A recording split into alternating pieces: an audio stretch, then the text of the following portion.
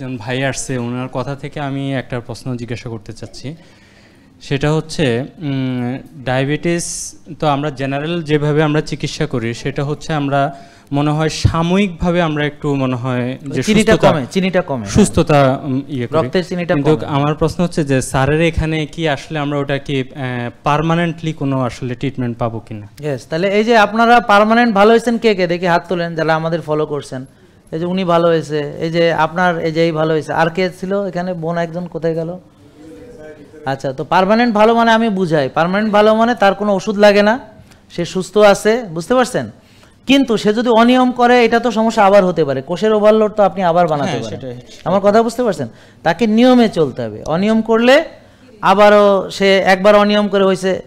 ওনার অবশ্য ডায়াবেটিস ছিল না, হ্যাঁ, উনি ওই যে বাংলাদেশ টেলিভিশনে আছেন প্রকৌশলী, তো উনি ভালো হয়েছেন এবং উনি প্রায় দিনে বিভিন্ন লোকজনকে নিয়ে আসেন।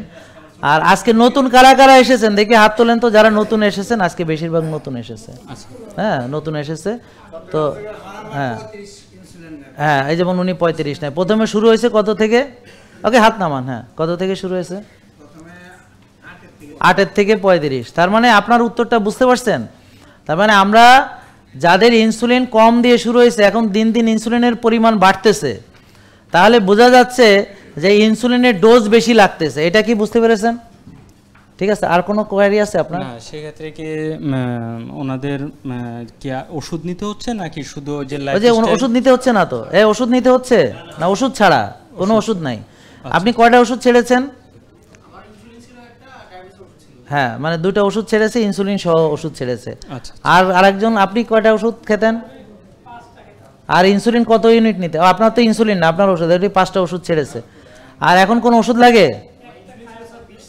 হ্যাঁ, ইনসুলিন 20 নিতেন, এখন আর লাগে না, আলহামদুলিল্লাহ। এখন ওনারা আসলে কি মেনটেন করছে? ওনারা এখন হচ্ছে মেনটেন করছে, ওনারা বললে ভালো হতো, ওনারা মেনটেন করছে, এখন খাওয়া দাওয়া করে, তারপর হচ্ছে যেভাবে খেলে তার ডায়াবেটিস বাড়বে না, পরিমিত, তারপর ব্যায়াম করে, তারপর দৌড়ায় বা ঘাসে হাঁটে বা রোদ্রে যায় বা রোজা রাখে বা আর্লি ঘুমায়, ভোরে ওঠে, মানে ইত্যাদি, যে ডিসিপ্লিন মানলে কেউ রুগী হবেও না।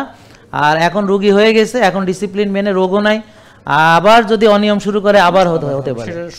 সুস্থ মানুষের জন্য মানে সুস্থ মানুষ যেমন রুগী হয়, আবার যখন সে সুস্থ লাইফস্টাইল ফলো করে আবার সুস্থ হয়ে যায়, আবার যদি সে অনিয়ম করে আবার রুগী হবে।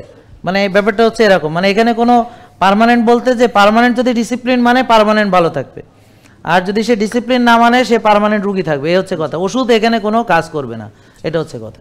Thank you. এই বুঝছেন আপনারা?